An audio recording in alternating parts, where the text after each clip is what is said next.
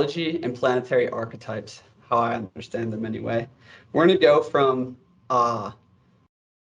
the lowest, basically the fastest transits to the last, which is Okay. Saturn is number one. Saturn is the like the largest ring of the planets, and then we have Mars.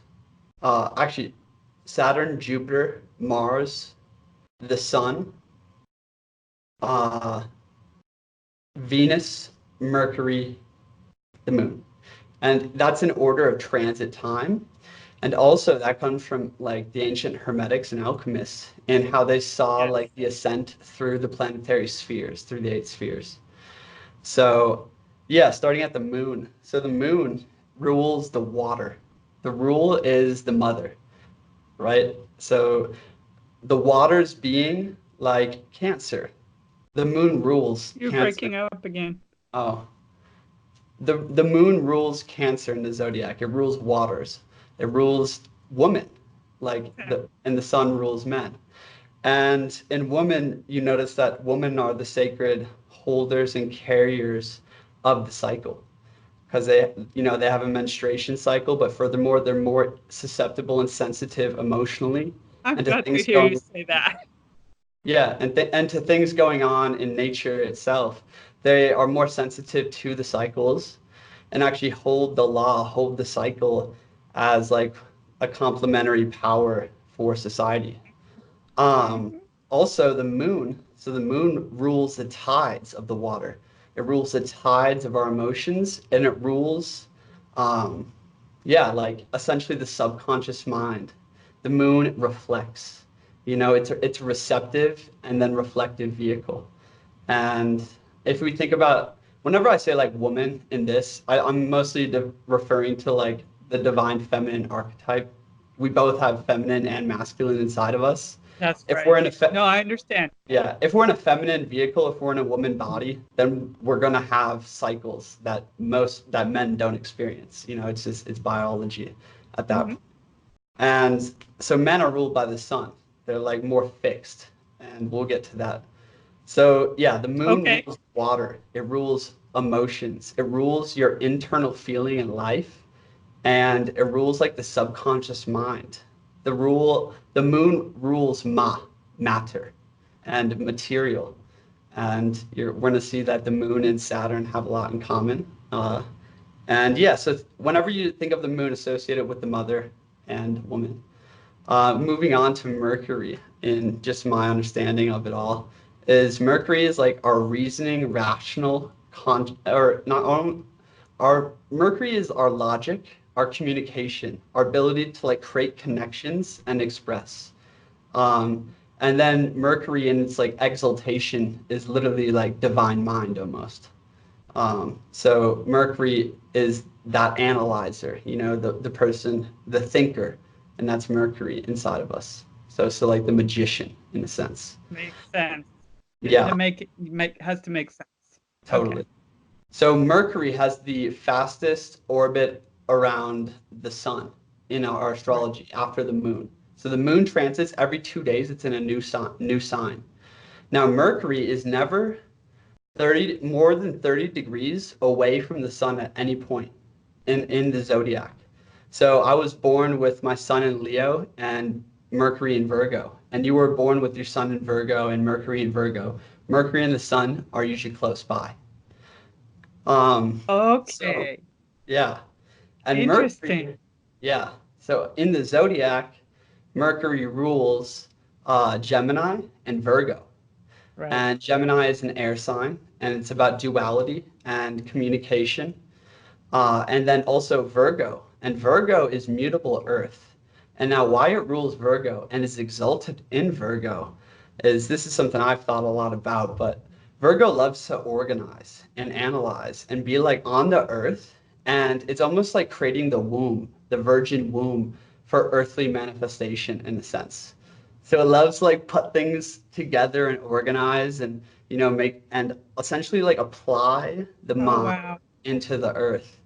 And it's a really beautiful combination having Mercury and Virgo.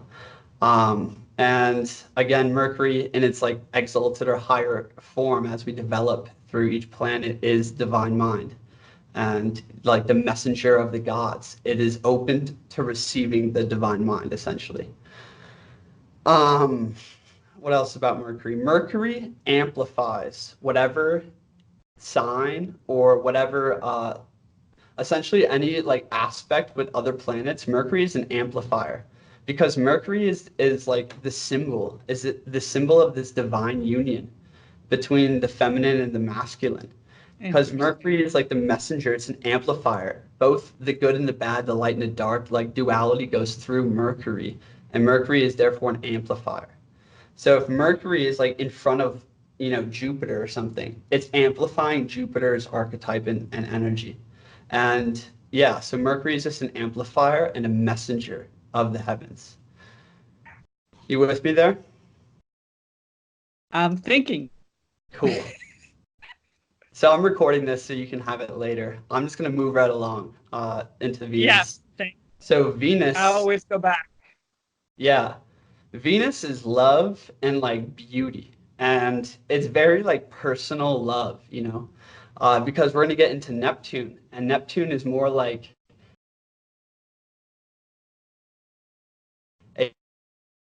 but Venus is love and beauty, and it's your sense of style. It's like your eye for aesthetic. Like what appeals to you? What do you find beautiful? Like how do you dress? How do you? It really rules a lot of that.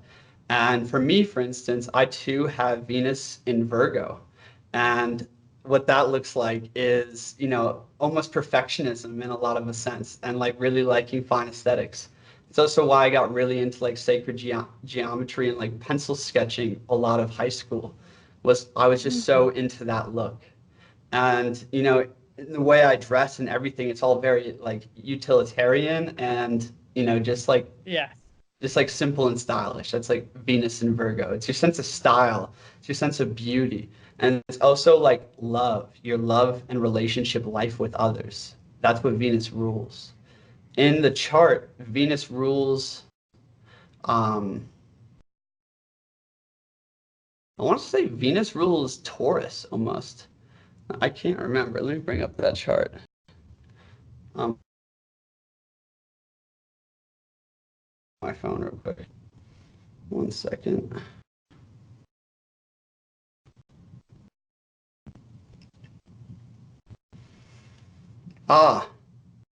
No, Venus rules, Venus rules Libra. And Libra is like the house of relationships and intimate partners, love, and so forth. And then Venus is exalted in Pisces.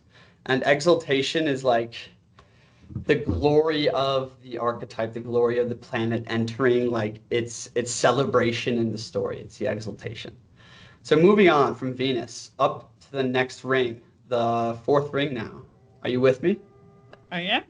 Cool. The fourth ring being Mercury, Venus, Mars. Yeah. Oh, actually the sun. The sun is the fourth ring.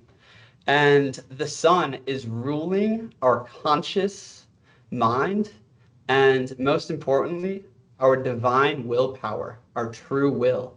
The sun in Kabbalah is represented right over the heart center. And it's not on the tree of good and evil of like the left and the right hemisphere, but it is centralized. So is the moon, which is the mother, which is, in your, like with Scorpio down there ruling your sexual centers. And then the sun's up here. And the moon is where we receive from the mother. And the sun is the son of God and the son of man. We're like coming up from the earth and born from the above. It's, like the mother, the father, the son is in the middle. It's the third point. And the sun represents our I can, I will, I am. It's like our conscious mind. And also in like the true symbol of the sun is the symbol of the perfected state, really.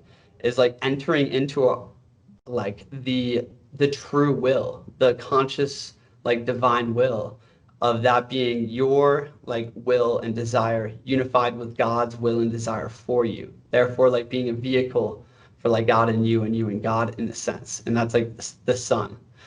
And we're going to get into Saturn, but the relationship between the sun and Saturn is really interesting because the sun says, I can.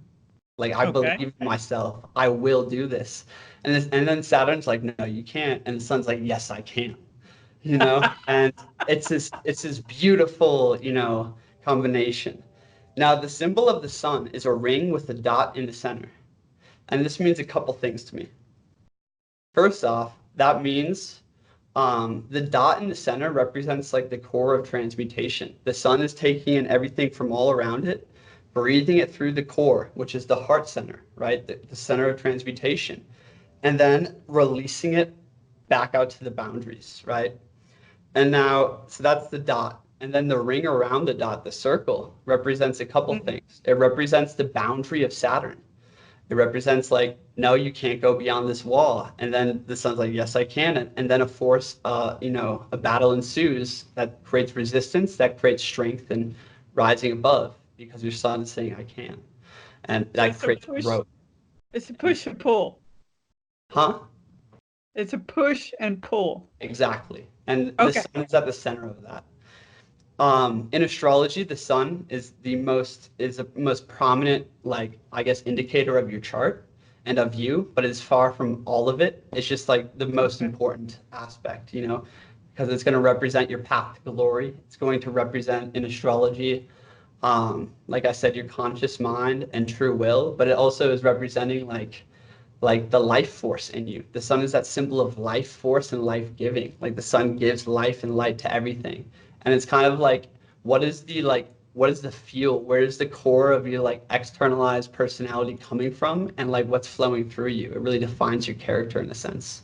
Like me being a Leo, I'm really playful and I love like interacting and being extroverted with others, being childish with others, but I also really like creativity and leadership. Like those two things really draw me. And it's just kind of like it defines your path through life to some degree. Mm. Although there's a lot to do with, the house it's in, the aspects, other planets, the degree it's on, and so forth. So that's the sun. Um, so much more could be said. I'm just keeping it brief here. Moving on Wow. to Mars. So Mars is the archetype of the warrior. Mars Yes. is a lot of people think Mars is willpower, but that's actually like the Christic willpower. That's the sun in the center. And that's from Kabbalah, that's from really ancient astrology. Mars is, in fact, how I've really come to understand it just recently, is motion. Anything that creates motion in your life is like an aspect of Mars coming out. And for instance, like Mars is the motivator. It's motivation, it's passion, it's anger, it's lust. It's also a destroyer. Now, in astrology, there's like two destructive planets in a sense, or like destroyers. Now, every planet has a light side and a dark side. There's like, you know what I mean, a shadow and the light side. And for Yes. Mars and Saturn, the dark side is usually like the first most noticed thing or defining attribute. And so a lot of people associate Mars with like destruction, Yes. anger, Satan. Like I'm Uh, pretty sure, wait, actually, the devil is Mars, like this red man. Mars is that red archetype, like of that warrior and bloodlust. He's the red devil, and then Saturn is Satan. But the thing is like Satan leads you by the hand up to God in the Kabbalistic text, and like if we just got to get a bigger understanding and not be polarized in it, because your ability to transmute Mars energy is crucial in like the ascent through the astrological spheres. So Mars rules anger, right? And it's funny because Mars is fire. Mars is fiery.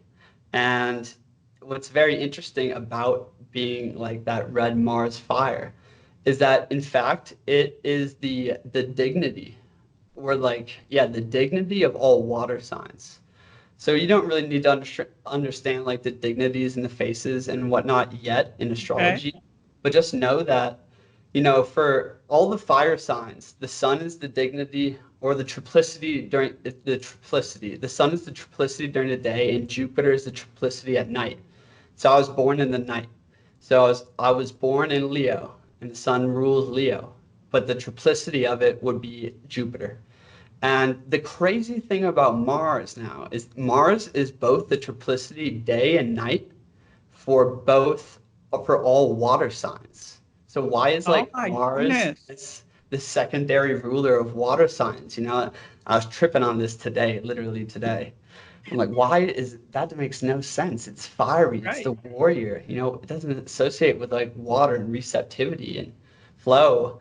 And then I realized that since Mars is defined by the motivator and like anger is a huge like attribute of it, well, happiness and laughter come from the heart, but also anger and hate come from the heart. It's watery.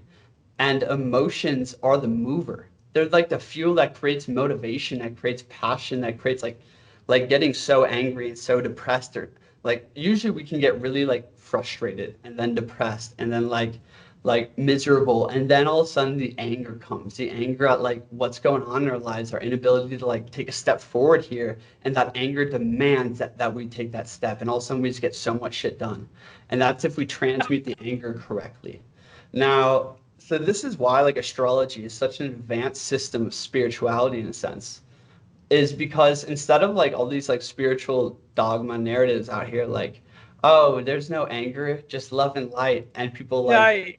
like not Right. honoring all the emotional experiences and just bypassing them like grief and anger and wanting to destroy shit. But like there's such a sacred place in your life for anger and it's needed. It's so needed.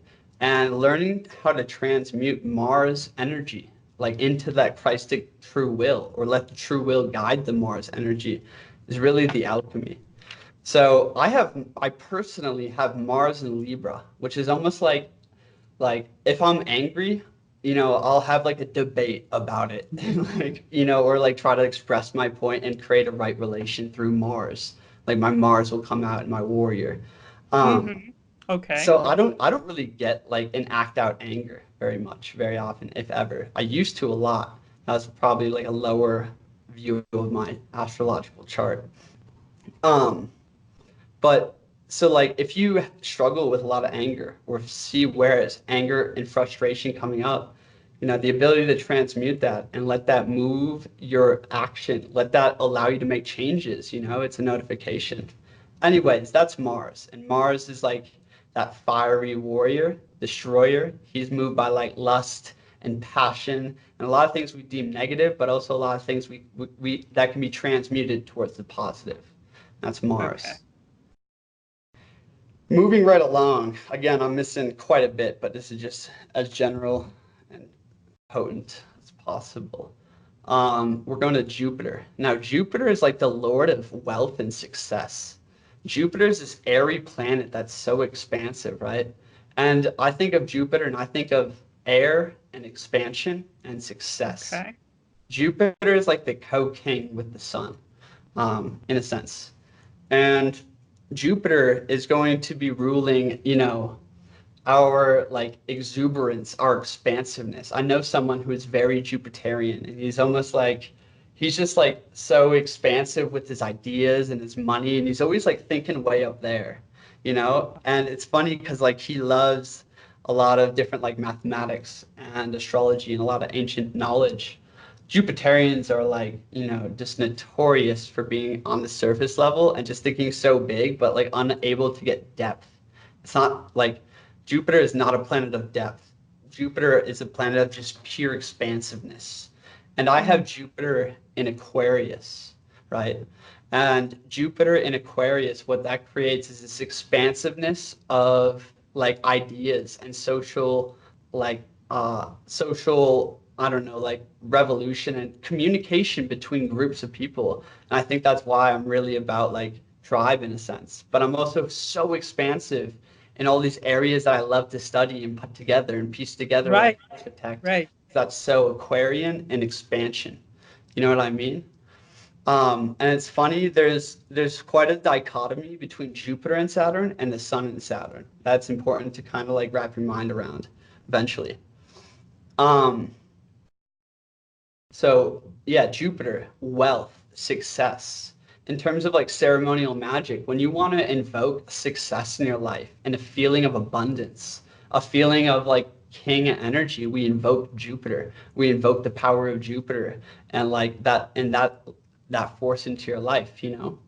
And yeah, using like this is kind of getting off track, but this is just like good reference to kind of understand Jupiter and Saturn is like in ceremonial magic to banish something, to like release something and let go of something, like you would invoke Saturn to banish and like contract away from. And then you would invoke Jupiter to like expand into something new, right?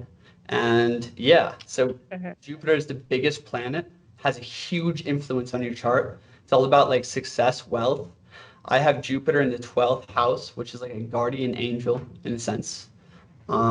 And yeah, so we can get into a lot from there, but that's just like the archetype of Jupiter. Also, I've heard it said before that Jupiter is higher mind, and it makes sense to some degree, definitely. And Jupiter is the seventh sphere out there, or the seventh circle. No, whatever. It's the second one actually, because we started at Saturn. And now moving on to Saturn, the final one. And understanding Saturn, understanding the sun, understanding the moon, and understanding in terms of planets and Mercury and Mars. I guess they're all so important because they're all like an archetype of us. But we can connect all these planets to what they rule in the body, what they rule in the zodiac, where they fall in the zodiac, and where they get exalted in the zodiac. But the key to understanding like yourself is rooted in astrology in some sense, and understanding the archetype, the soul archetype of the planet, and then understanding the soul archetype of the chart, right? So then we can understand, oh, the story going on as, you know, the warrior, like ram-headed Mars is entering into, you know, Pisces. What is going on? Like, what's going on there? What energy does that create? And that's kind of the goal. And then linking that to places inside of you, effects in the body, effects in your reality, and therefore seeing all in oneness because it all corresponds. You know what I mean? It's like the operating principles of all things. So Saturn. Like I said, Saturn is the no you can't. Saturn is like the loss of things. Saturn is the reaper of death. Saturn is Satan. Saturn is Kronos. He's the Lord of time. Mm-hmm. And he gets a bad rap. Saturn gets a bad rap, but Saturn is such a divine planet when you, I guess, step into alignment with Saturn, because Saturn is law. Saturn is law, right? And he demands that we live in accordance with nature and natural law, right? So, because Saturn reaps karma, he sends the karma back to you, you know? If you're like pulling all-nighters for 20 days straight, and then you sleep and miss all your opportunities for a month, that's because like you didn't live within natural law, and Saturn came and said, no, you can't, and put the boundaries on you. And you felt the pain of Saturn. Saturn returned into your life, and you felt the karma, you felt the loss, you felt the death of something. Now, Saturn in like a positive light, or let's keep going with the negative because some more needs to be understood. Saturn, wherever Saturn is in our chart, is the area that God is calling us to grow, or source, or whatever you want to call it, you know? It is written into our like energy that this is a obstacle in which we must learn the lesson from in this lifetime. So I have my Saturn in Aries, and that's a really tough position for Saturn. And Saturn in Aries is like difficulty transitioning from one thing to the next, difficulty being a ram and initiating things, starting things, like making quick responses and things like of this nature. Man, I struggle with that. There's so much alchemy there. And like I've heard it said before that wherever you have Saturn in your chart, where most people have to take like one step, you got to take 7 and get knocked back at every time, you know? And yeah, it creates challenge, it creates difficulty, it creates resistance in our life, but that is because that is where we are asked to grow in. And it's our fastest path almost to like actualizing our potential, is if we can look at where Saturn is in our chart and really like reflect upon how it influences that aspect, maybe go read about it, and then know this about ourselves. know our weakness, know where we are challenged, is like the fastest way to be in alignment with the Tao and your power is to acknowledge and know our weakness, so therefore we can plan and factor that in. Like for me, I know my weakness is transitioning and starting things, you know? So like how Okay. can I create the right frequency, the right flow in the day where like I don't have to dwell or think about something. I just like I turn my gaze there and bam, go into it. And it's like a practice. It's probably the most important practice I do when I do work days is this, how can I move horizontally? I'm really good at going deep. My Virgo, Mercury, Venus combo just loves going depth. And then like that aspect of with my Saturn, it's a tough dynamic, but I basically got to be very mindful, got to really grow inside myself in maturity to be able to move horizontally and start the next thing and just be a ram. So Saturn calls us to grow. And so wherever Saturn is and wherever Saturn is aspecting, it's creating challenges there, right? For instance, if Saturn is aspecting, like the Saturn transiting in the stars right now is aspecting our Venus in our natal chart, we're gonna have challenges with perhaps our relationship or a love life. And then you can see what sign those two are in and see like the depth of the like astrological energetic makeup going on there. So Saturn creates hardship and turmoil in a sense. Um, Saturn, like I said, is the reaper of death, and this is a beautiful thing. This is the most beautiful thing. This is actually really an amazing understanding for our time right now.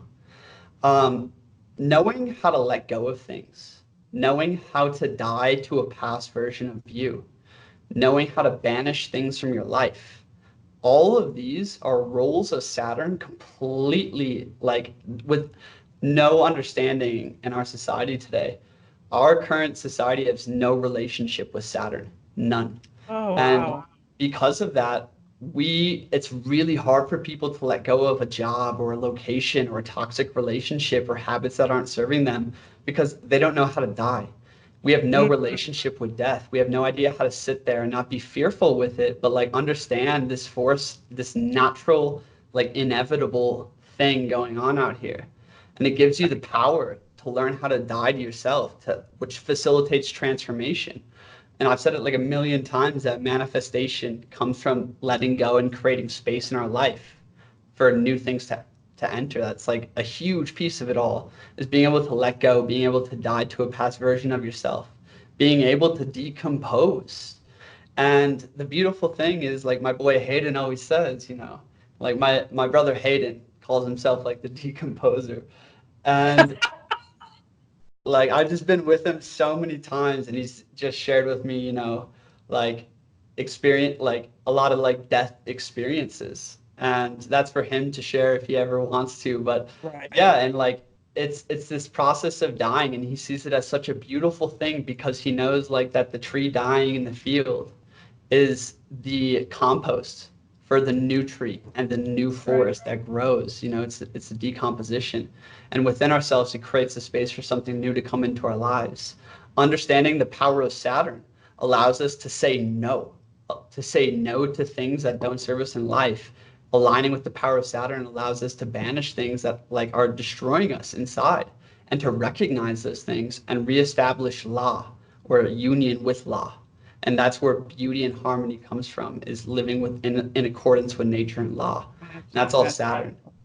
Furthermore, Saturn governs contracts, bonds. He binds things, right? He governs like the earth, which is the binding of all four elements. And it's actually why we come through Saturn first, because Saturn is what binds our soul and all the elements together. Um, in a sense. And this is also why he's demonized a lot, because he's associated with like the binder, the chainer to material, because he puts our soul into our body. In my understanding, he unites all the elements together to create earth, like air, fire, and water, unifies them and creates like earth and brings things into solid form, into something like heavy and dense material, which he mm, rules. He rules time and space, material, and he's kind of like the architect in a sense. And that's why he's the final door. He's the final door of your soul ascent in ancient alchemy. Why understanding Saturn in this time is essential is we've had a lot of conversations about the shadow, you know, Mm-hmm. and the That's how shadow we of this, started. exactly, you know, and like the shadow of this world, and why are things so like so much suffering Yes. and so painful.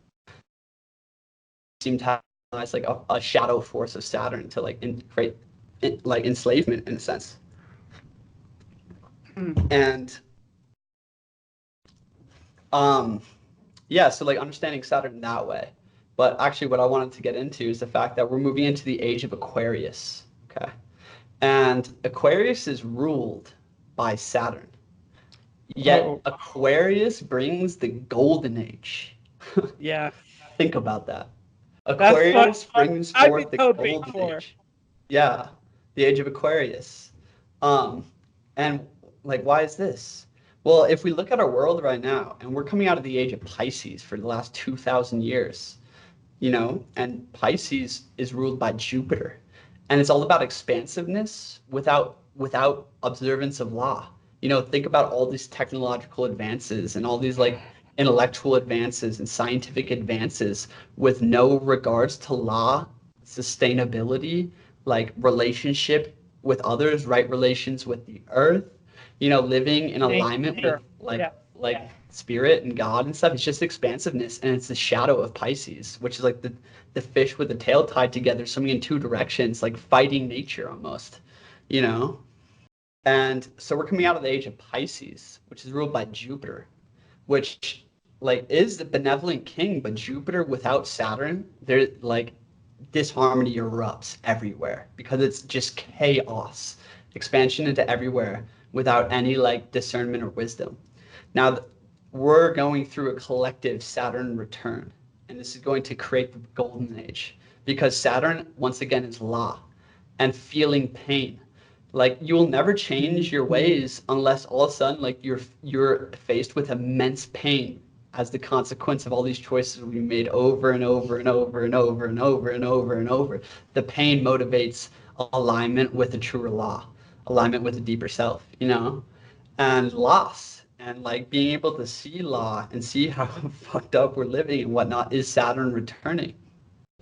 And Saturn's going to return, and a lot of death is going to happen, a lot of decomposition. This entire world, this entire system will fall. Babylon will fall. That's Saturn returning with you know a shout, and with Mars right behind him, the destroyer. You know what I mean? It's like death coming to our way of being right now.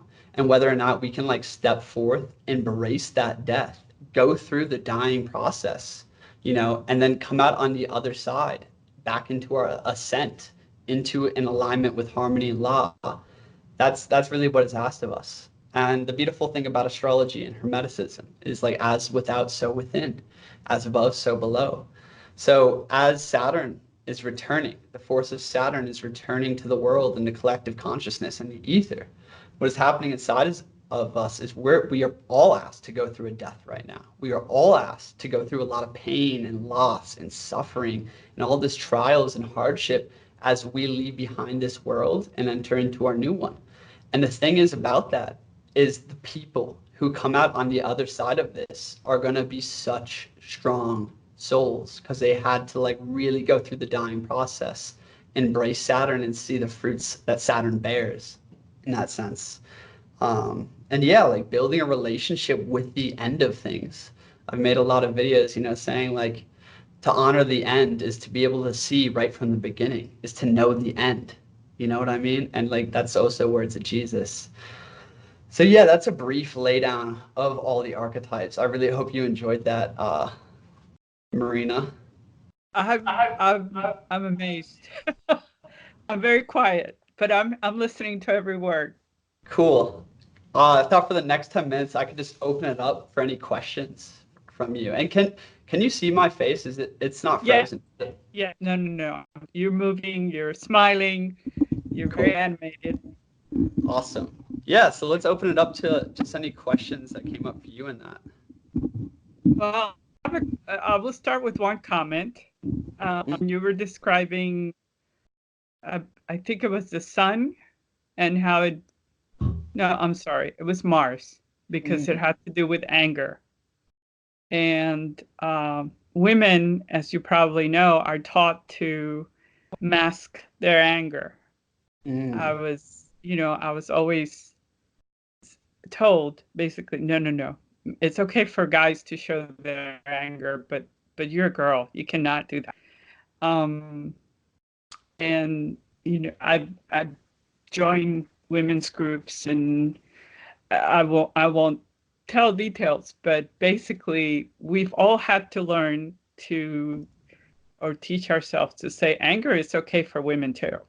And Definitely. it's the motivator. It makes us go into action. So Yeah. I resonated a lot when you talked about anger making us move. Wow. Yeah. And I definitely see this in regards to like women in general. I hate to do anything like that, but I guess like yeah, just being in a woman body in today's time and like you having that experience, I'm sure many could like relate to that, of anger is not okay. In fact, anything out of these Right. socially acceptable behaviors of sober-minded, rational, like slightly disattached, so like anger definitely isn't honored. And we're not taught how to feel out anger and how to deal with it. Like, we're so messed up these days. But women I especially, love it. as I touched on with Mars, is like Mars is, a triplicity of water or like rules water signs. And anger is of the heart, like laughter, and love is of the heart. Anger is too. It's an emotion. And yeah, in different like traditions, it's gonna be linked up with like the liver perhaps or something. But Mhm. in terms of like women feeling anger, it's interesting because at this time right now, I feel like men need to learn how to ask for help and men need to learn and find their inner artist, like their inner creative one, and women need to learn and access their warrior right now, which Yes. is angry. You know what I mean? And if you look at this world, it's been built and run by a bunch of angry men who were really hurt in their childhood. And then women were like just kind of like asked to do like crafts or housework and all these things. And like the thing is we've got the masculine and feminine within all of us. But Right. like women accessing their men access the apple is going to allow like harmony to ensue instead of this polarization between the genders. You know what I mean? So we can find better harmony. And since since like anger is emotional, which is of women in general, although men can get Exactly. very angry too, and men in Yeah. anger, if it's improperly like channeled, like from the persona, like just like letting it go without any kingship within you. You see, Mars requires you to have kingship or queenship within you in before like that like during the that force or that energy in your life.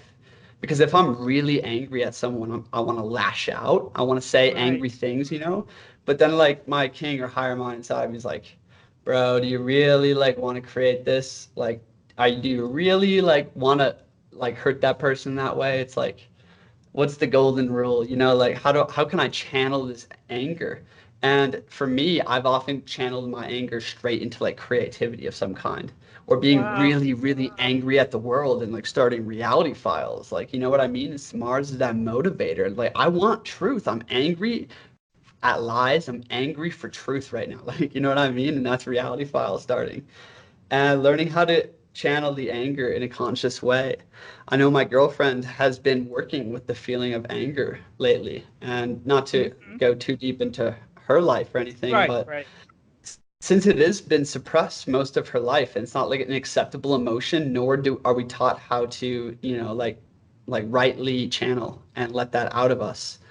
Um, then it just gets bottled up, and then we didn't know that we have this superpower of Mars sitting inside of us that's never been accessed because we think frustration's bad, anger's bad, like Exactly. destruction's bad. We can't use those. It's like, yeah, you can use those. Like, let's access the warrior with those. I would say like I worked out once to two times a day, like my entire high school Wow. career, always listening to angry rap. Like that's just an example. I was really angry at the world and like all the shit I had to do. I didn't even know it, but I would just take it out at the gym and I channeled that anger into like building a badass like fitness and healthy body. And that's one way to Wow. channel the anger. It's physicality. Another way to channel the anger, like my girlfriend was just like, I need to go like beat up a dead tree with a stick, like as hard as I can, or grab a hammer to like an old sofa or something. Like express yourself. That's like basically what I'm trying to get at is like express what we feel in ways that aren't gonna really hurt anyone Hurt else. And anyone. especially Right. in ways that are going to lead you to where your king is looking, where your North Star is. And then again, with women being suppressed and then having no relationship to anger is I've often seen that when women get triggered, men too, okay, I don't want to like specialize, but when like men and women get triggered and they get angry, they lash out like everywhere, especially like in a woman world, which is ruled by water, which is very much more sensitive than a man's world or the masculine pull, for instance, we have both within us. The masculine That's pull, right. like the feminine pull is more sensitive. It's more watery. It's more everything. Woman is like life itself, the dance of all things, and the masculine pull is more fixed. Um, and because of this, it's just like lashing out and projecting almost everywhere, like wherever the water like gets disturbed, lashing out there. And you see that like these eruptions, these tantrums, oftentimes like out of women and out of men, and that's like the feminine part of them, that anger, unchanneled in a sense. So yeah, I'm anger is a I'm powerful tool. I'm struggling with that. Mm, mm, mm. I want to hear about. I want to.